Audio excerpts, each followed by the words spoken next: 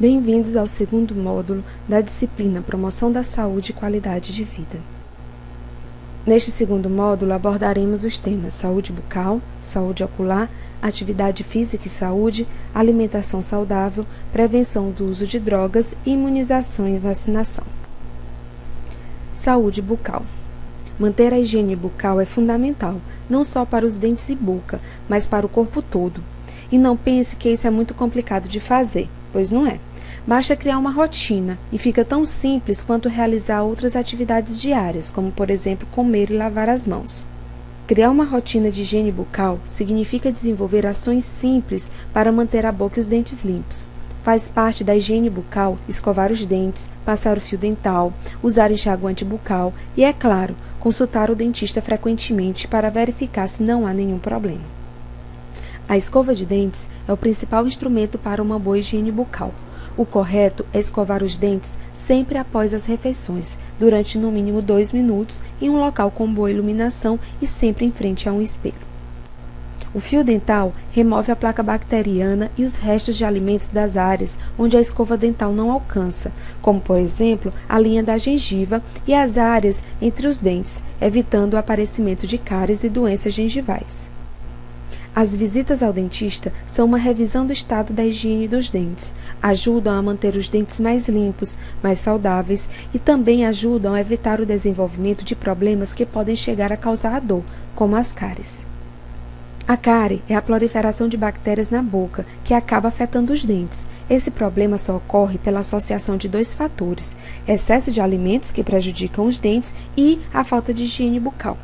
É importante saber que a cárie é uma doença transmissível. Ela pode ser transmitida de várias maneiras, dentre elas ao assoprar um alimento ou experimentar a comida com um talher que já foi usado por outra pessoa.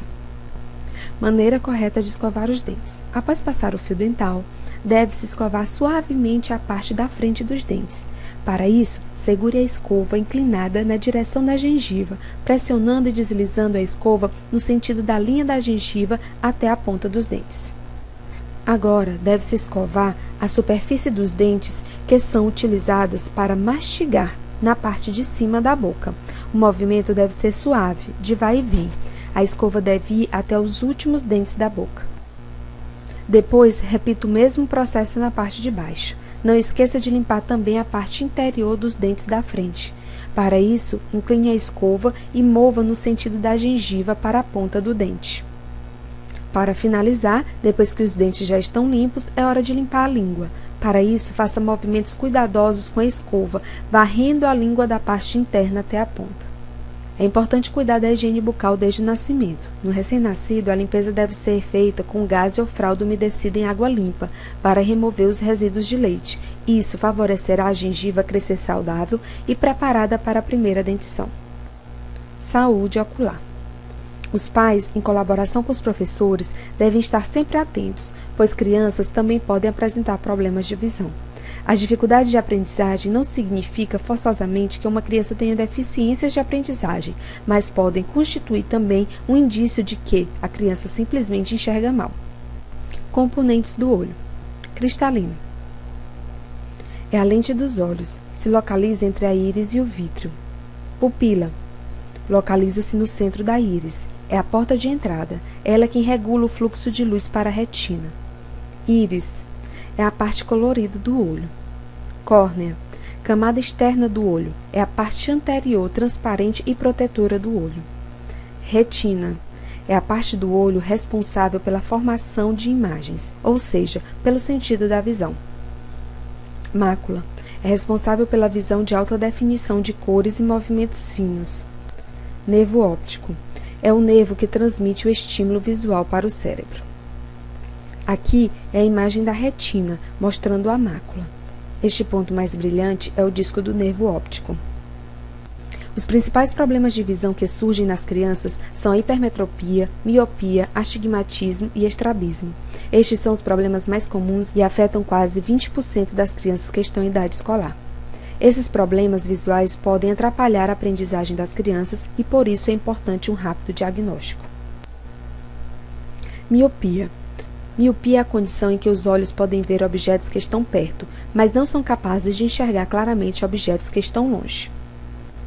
O principal fator que influencia o aparecimento da miopia é a hereditariedade. Em geral, o grau de miopia aumenta durante o período do crescimento. As formas de correção da miopia são óculos, lentes de contato e cirurgia. Hipermetropia. A hipermetropia é a dificuldade para focalizar na retina os objetos colocados próximo ao olho. A maioria das crianças são hipermétropes de grau moderado, condição esta que diminui com a idade. Também pode ser corrigida através do uso de óculos, lentes de contato ou cirurgia. Astigmatismo. O astigmatismo faz com que o olho não consiga focalizar claramente a nenhuma distância. É causado por irregularidades na córnea, que forma a imagem em planos diferentes, gerando distorção. Presbiopia. A presbiopia é uma doença que afeta todas as pessoas, normalmente entre os 40 e 50 anos. À medida que envelhece, a lente natural do olho frequentemente endurece e é menos capaz de se acomodar, criando uma dificuldade para enxergar de perto e de longe. Atividade física e saúde. Vivemos atualmente na era do sedentarismo. A cada dia, as pessoas estão diminuindo suas atividades físicas cotidianas e, ao mesmo tempo, aumentando a ingestão de alimentos calóricos e pouco nutritivos. O impacto não poderia ser diferente. Os índices de saúde e qualidade de vida são afetados negativamente. A preocupação geral é que esse processo já não tem mais limitação quanto à faixa etária e hoje já está em evidência entre crianças e adolescentes. Os números também evidenciam a causa do crescimento de vários problemas que antes eram encontrados apenas na fase adulta, como hipertensão, complicações cardíacas, diabetes, colesterol, entre outros. Além desses sintomas fisiológicos, existem alterações comportamentais, porque a cobrança pela estética feita pela sociedade começa desde cedo, e as crianças que não se encontram dentro dos padrões sofrem com algum tipo de preconceito ou até mesmo exclusão do grupo que frequenta. Deste modo, reforça-se que assistir televisão por mais de 3 horas por dia e jogar videogame por mais de 2 horas por dia são fatores de risco para o sobrepeso e obesidade.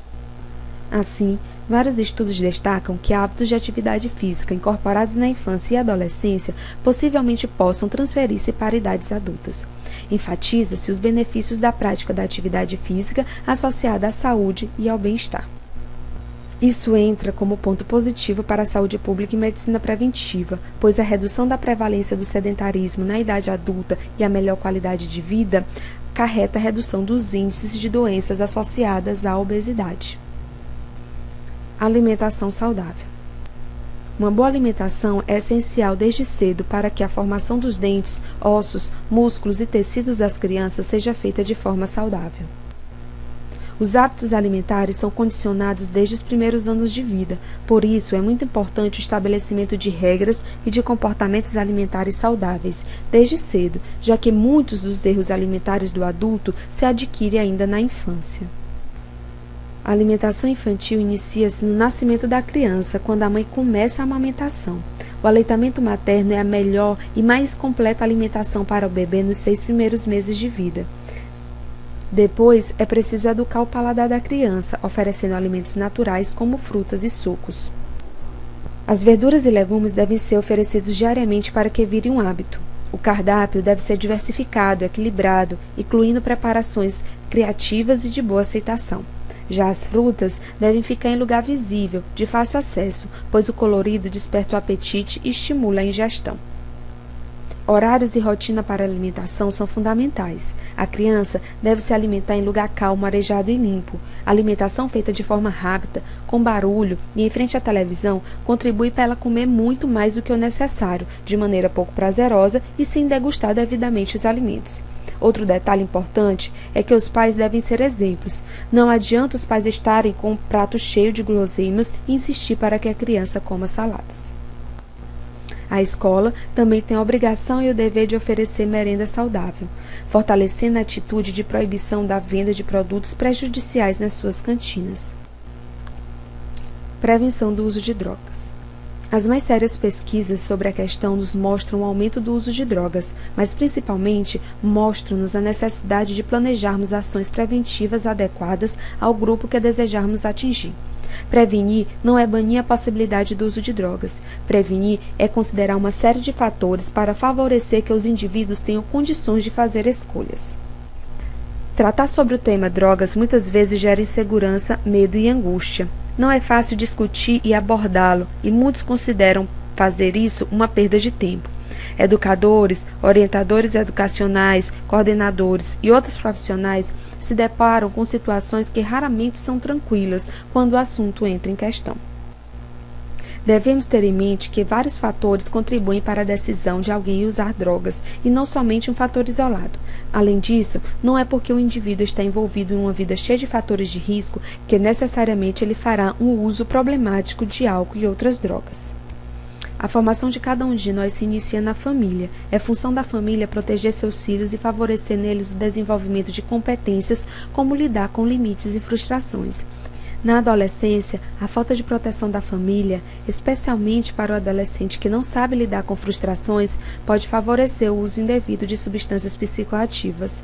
Se o jovem vem de uma família desorganizada, mas encontra em sua vida um grupo comunitário que faz seu asseguramento, oferecendo-lhe alternativas de lazer e de desenvolvimento de habilidades pessoais, pode vir a ter sua formação garantida, aprendendo a criticar por si próprio e pelo grupo social.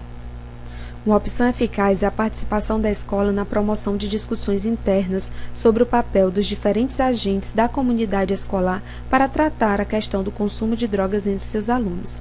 Esta iniciativa contribui para melhorar a convivência, dá parâmetros claros a pais e alunos e diminui o campo das incertezas numa área tão difícil de se tomar decisões. Imunização e vacinação. Vacina é uma substância produzida com bactérias ou vírus, ou parte deles, mortos ou enfraquecidos. Ao ser introduzida no corpo do ser humano, a vacina provoca uma reação, a imunização. Significa que o sistema imunológico promove a produção de anticorpos contra aquela substância. Desta forma, a vacina prepara o organismo para que, em caso de infecção por aquele agente patogênico, o sistema de defesa possa agir com força e rapidamente. Assim, a doença não se desenvolve ou, em alguns casos, se desenvolve de forma branda. As ações de vacinação são coordenadas pelo Programa Nacional de Imunização, PNI, da Secretaria de Vigilância e Saúde do Ministério da Saúde e tem como objetivo erradicar, eliminar e controlar as doenças imunopreveníveis no território brasileiro. A vacinação é a maneira mais eficaz de evitar diversas doenças imunopreveníveis, como varíola, que já foi erradicada, poliomielite, que é a paralisia infantil, sarampo, tuberculose, rubéola, gripe, hepatite B, febre amarela, entre outras. A maior parte das vacinas pode ser empregada de forma simultânea e, eventualmente, em preparação única. Algumas necessitam de aplicação em locais e vias diferentes, como braço e coxa. Caso tenha sido ultrapassado o prazo de aplicação de uma vacina, não há necessidade de recomeçar a série inteira da imunização. A dose esquecida deverá ser feita na primeira oportunidade. Já as pessoas com incerteza do seu estado de imunização devem ser consideradas como susceptíveis e a imunização apropriada deverá ser administrada. Assim, chegamos ao fim desta unidade. A todos, bons estudos e sucesso!